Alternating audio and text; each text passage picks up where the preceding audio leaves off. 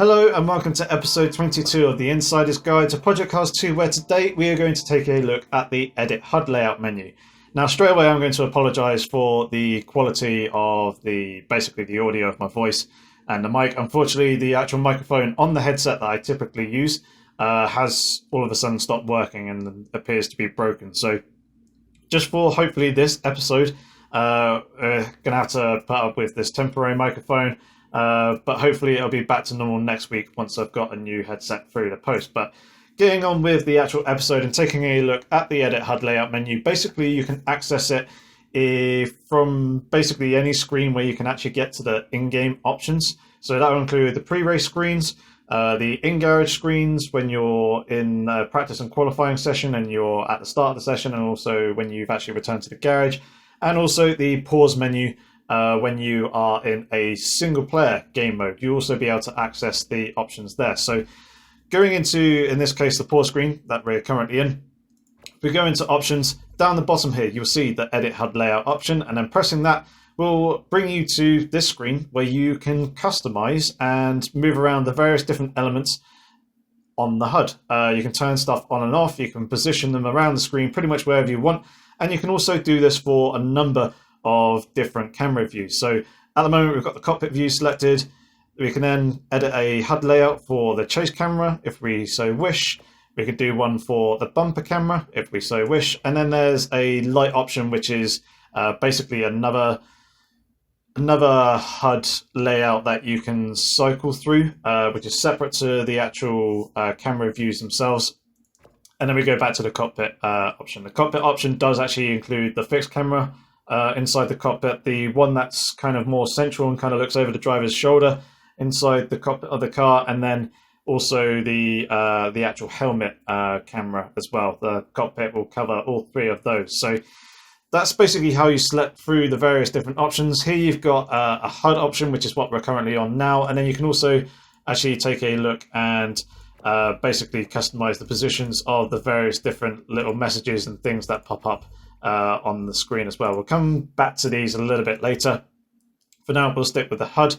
With the help, it basically tells you how to move stuff around. So obviously this is for PC using a mouse. To select an element, I'll literally just click on it, and then to move the element, if I click and hold, I'll be able to drag it around the screen like so. With console users using game pads and things like that, you'll be able to navigate around the screen using the analog stick. Once you've highlighted the option that you want to basically move or toggle things on, if you press A, it should basically lock your selection to that, and then you'll be able to move it around the screen. Press A again, it should unlock it, and you'll be able to navigate back through the various different elements. Now, this next option just here, this Use Grid, just now when you saw me drag and move this lap timings element around just now, it was pretty much completely freeform. I can do it no matter where I want. And I just realized as I'm hovering my mouse over the little arrow there, it's flicking between the various things, which is slightly annoying. But if I can move it around to pretty much any pixel location that I so wish around the screen.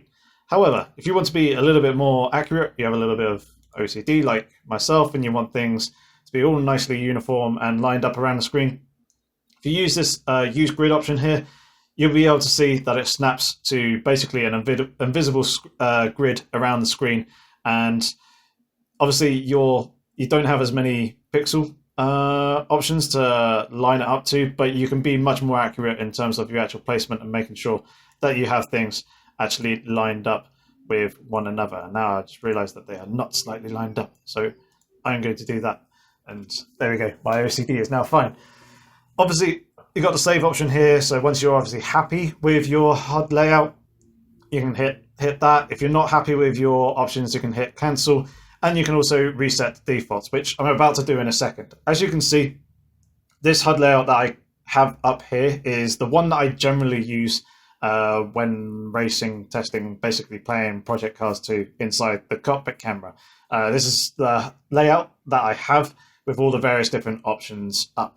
Now, if I click the reset to defaults, this is what you'll typically get when you would have been basically playing the game.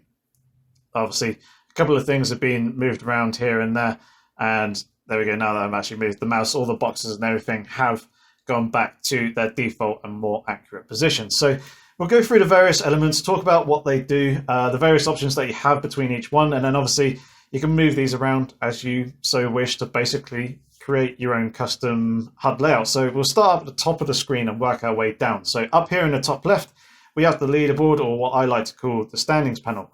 Now in this, you've got basically it says there up in the top left, you've got the session remaining. Obviously in a practice and qualifying session, you'll see a similar sort of display to that where it'll show you how many hours you've got remaining, and then also the it'll show hours, minutes, and it will also show seconds as well. As you can see, we've got 59 minutes and 54 seconds remaining in the session. This is a timed race that I basically loaded up as an example in here. If you're doing a lap race, then it will show the lap number that you're on compared to the number of laps that you have in your race. Just below that, you have your actual position. As you can see, I'm 20 out of 28. This is a single class race. In multi-class race, you have another position counter next to it, which will tell you the actual position that you have in class. This pos position here, that basically indicates your overall position in the race. Below that, you have basically the top three in the race, the three-letter tag for those top three drivers, the class that they're in, and then basically what lap the leader is on, and then it will have the delta gap to the actual leader be displayed in this column here. Now, obviously, you can see that it's showing our position here in P20. The little yellow line basically separates the top three from us, and in front of me, it'll show the one position in front and then one position behind as well up the top there. If I do go into fourth position, it should show the guys who are around me in the position below. But I can change this leaderboard element. At the moment, we've got it on its full setting. If I was to click on the level, it'll switch it to its minimal. So it actually gets rid of the actual standings panel and we'll just have the lap counter, or the amount of time remaining in the session or the timed race that you're in.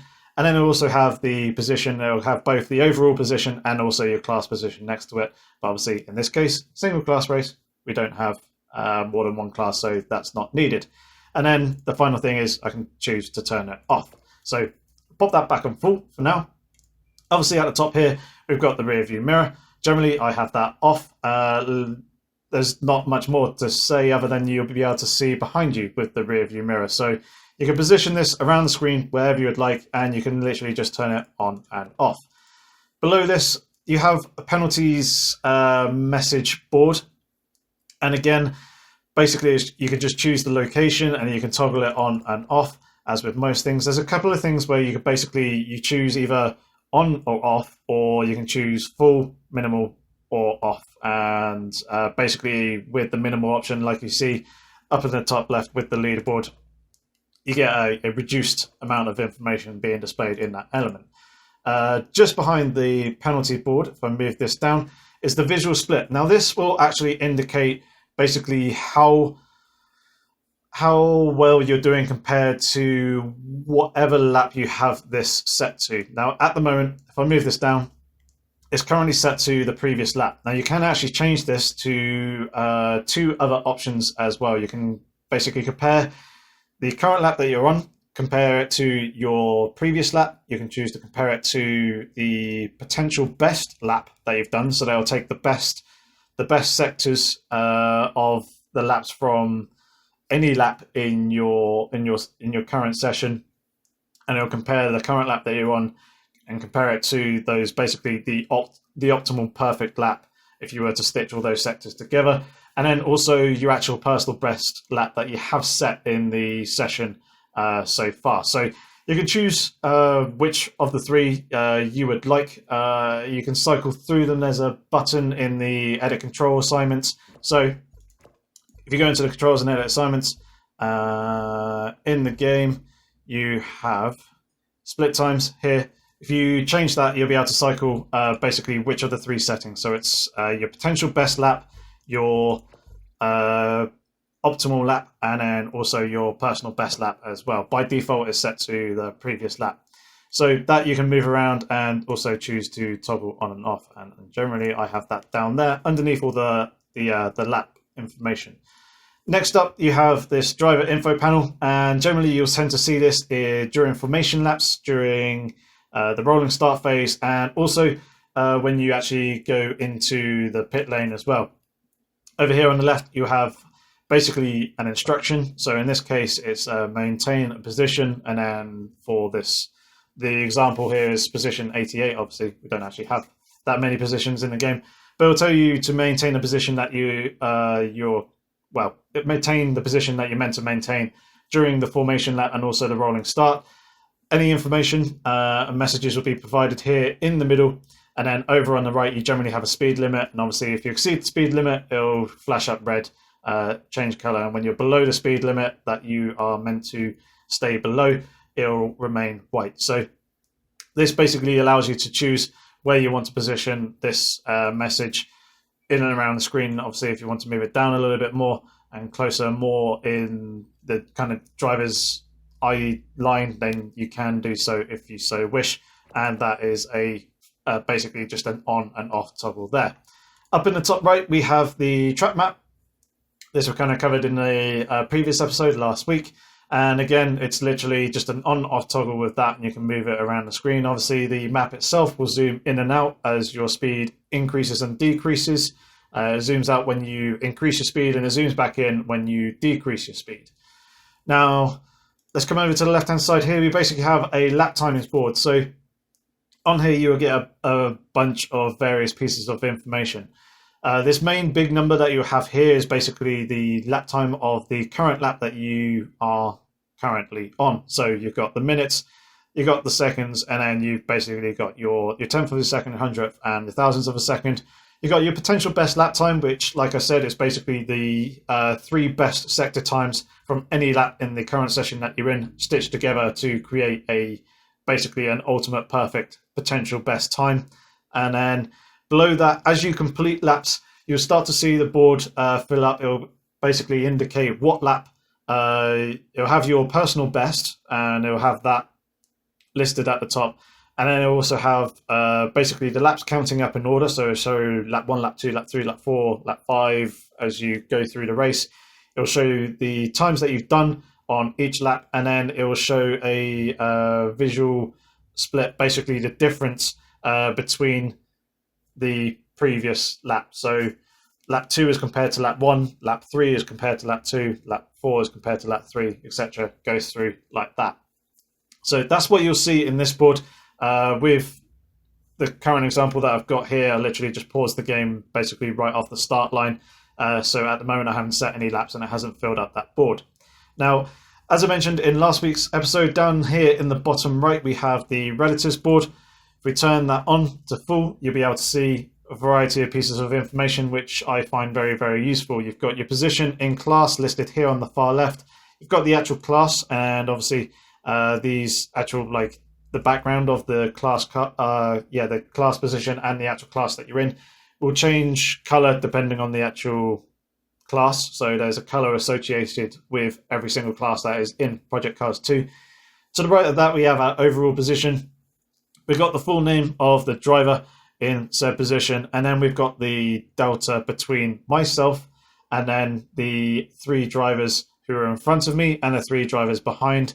The overall position, the name, and also the delta will change color, basically depending on whether they're on the same lap as you, a lap up on you, or a lap down on you. And basically it will give you the next 3 cars in front of you, no matter their position, and also the next 3 cars behind you, again, no matter their position, but provide you a little bit of information as to basically the situation that they're in. So in multi-class races, after you've been racing for an hour, obviously the grid's going to be muddled up all over the place. You could be in 4th position. Up ahead of you is 3rd place, but between him and yourself, you've got 2 other cars in a lower class, and obviously you'll be able to see in this relative panel here, basically that information as to what class they're in, what position they're in. You'll still be able to see that driver as long as they are within those 3 cars in front of you. If they put another car and they're 4 cars ahead of you, you won't see them here on the relative panel. But as long as they're within 3 cars in front or behind you, you'll see them here on the relative panel, and basically it'll give you that little bit more information as to how close you are to the guy in front, the guy behind, and the cars in between. So I find that very, very useful. I generally tend to find and use it a lot because it updates live, whereas the standings panel, I only get the delta gap to the actual leader of the race, and therefore, but it also actually only updates, I believe, once every second or 2 seconds. So it doesn't update live and immediately, and it can be a little more difficult to work out gaps, whereas this is a much more immediate basically info that you get, but it's turned off by default in order to basically reduce the amount of clutter on the HUD. But yeah, it's something that I'd recommend turning on if you are after that kind of information. Now let's move over to the right hand side, and down here we've basically got a car info panel. Now by default this is set to minimal. Turn that off, and then I can turn it on to full, and you get a variety of pieces of information here displayed on the screen. Down in the bottom left here, this first basically quarter, we have the information about our suspension, and this basically shows any suspension damage that we sustain. As you can see at the moment, it's grayed out, or the actual icons are grayed out. That basically indicates that damage is turned off. If damage is turned on, then these will be green, and then the actual numbers basically show how much damage you have to each piece of suspension on the 4 corners of the car, and obviously they are basically matching the 4 layout, the 4 corners of the car. So this one here is obviously the front left, you then got the front right, then you've got the rear left suspension, and then the rear right suspension. So basically that's what that is a little bit of a damage indicator there.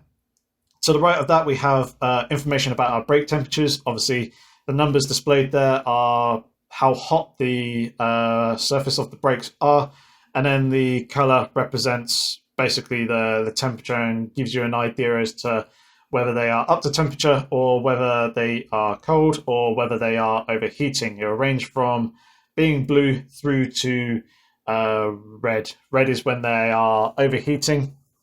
And this kind of color, they're basically more at their kind of core temperature. They're a little bit cool and slightly outside their window, but they're still quite good. And then obviously blue is when they are cold. To the right of that, we have information about our tires. So here we have a little indicator, or should I say, for each tire on the 4 corners of the car. Again, same with the suspension. You got your front left, your front right, your rear left, your rear right, and then you've also actually got your basically the tire pressures. Values are shown there. In my case, I use bar for my tire pressures. Obviously, if you use PSI, then it will show the PSI value there. But they basically, show you tire pressures and then also the state of the tires. So again, in the same way with the brakes, it shows the temperature of the tires through the color. When they're green, they're generally quite good. If you actually look behind this reset defaults here on the actual Motec display of the car, you can see that my tires are 85 to 86 degrees C on the front left, front right, and then the rears are at 86 degrees. Same colors again. Blue is when they're cold, and then red is when they are overheating.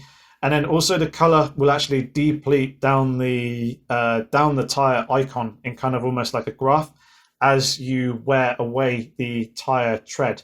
Now that is the tire tread. Once these are gone, basically completely empty, you've hit 50% of the tire's ultimate life. Once you get through the tread, you're down to the carcass. Once you get to that stage, obviously the amount of grip that you have from the tires will severely drop off. You'll see your times plummet quite dramatically, but you will be at 50% of the tire's ultimate life, and you'll be down to the carcass. So that's the information that you'll get there. Basically, it'll be pretty rare that you'll get down to that stage. Obviously, ideally, you want to pit before you actually completely run out of tire tread. So that's the information that gets displayed here with the tires. And then to the right of that, we've also got another damage indicator. We've got damage in percent to basically the front aerodynamics or the front bumper of the car. You then also got the engine damage as well. And then at the back, you've got the damage to the rear aero or rear bumper of the car. So that's the information that usually gets displayed in this little car info. I generally tend to have this at the top. I'm going to turn the map off and move that down slightly. And I'm going to put that up in the top right there. That's generally where I tend to have the car info panel, as it's a little bit more out the way than having it down in the bottom in its default position. Obviously, where I'm using track IR, I can look around the cockpit. Although it may be slightly obstructing the rear view mirror, generally when I tend to look at the rear view mirror, I tend to turn my head right a little bit, which brings the rear view mirror more towards the center of the screen, and it isn't covered up by this element so much. Likewise, when this is down here, generally what I could find, depending on the size of the MOTEC display of the car, it could potentially obscure some of the information there when I'm driving normally, or if there's a rear view monitor down here in the bottom right, instead of the rear view mirror up the top there, that could block basically that and obscure those bits that I basically want to look at. So I'll move that up into the top right. Personal preference. You can move it to wherever you like around the screen. The final element that we're going to take a look at is the actual speedometer down here. Now, obviously, around the outside, you've got your revs. You've got a green bar that fills up round to just below the 6 and above the oil icon here. That is obviously the amount of throttle input. And then you've got your brake input on the left-hand side. Now, here's obviously the amount of fuel that you have. There is one other icon down here, which I can't quite see. There isn't another icon. I thought there was another icon between the fuel and the actual oil temperature. That is the icon that is there behind the mouse cursor. You then obviously have your traction control. This is white to show that it's enabled. When it's flashing green, that means that the traction control is actually active and interfering and doing its job. Likewise with ABS, that's this icon here. Again, white when it's on but not active, and then it'll flash up green when it's actually active and preventing the brakes from locking up. And then below that you have your stability control. As I have it turned off, it's grayed out, so it's quite difficult to see. But again, grayed out means it's off, white means it's on, but inactive, green means it's on and it's active, it's doing its job, it's working there and then at that time. Obviously in the middle here, you've got your actual gear, you've got your RPM with the value there, which matches up with the tachometer going around it, and then you've also got your speed here as well. So that's what is provided on the full version of the Speedo. If we click onto the minimal, you basically get the same as what you get on the light HUD version. So as you can see, all the information has been condensed down. We've got little tire icons there, which match up with the tire info. We've got our speed, we've got our gear, we've got the RPM and literally just the bar. We do have actually our, basically if the car has KERS, or shall I say, or like a hybrid system, basically the amount of energy that we have left, that'll be displayed down here. Obviously it depletes and increases as you use up the KERS or the hybrid energy, and then also increases when you regen it as well. And then next to that, you also got a DRS icon for any cars that have DRS. And then down on the very bottom right there, you've got also your fuel. So you could choose to have those options. That's what comes up in here in this this little space. I believe you do get your actual, when you're using a car that has DRS, it should come up there. And you also get a little icon or a little energy bar down here at the bottom below your speed, when you use a car that has hybrid energy or KERS or something of the similar. So yeah, that's what you can do on the Edit HUD layout. We'll just quickly cover the actual messages. So here you've got all the various different warnings and penalty messages and things that pop up all over the screen. And basically with this, you can just move them around the screen. You can't really choose to turn them off as such, but if you select the one that you want to move and then you flick between them and then actually move them and relocate them around the screen to more your personal preference. So that is what you can do with the Edit HUD layout menu, and that's going to pretty much conclude it for this episode. If you have any comments or questions, feel free to leave them down in the comment section below. I shall try and get back to you as soon as possible. But otherwise, thank you very much for watching the episode, guys.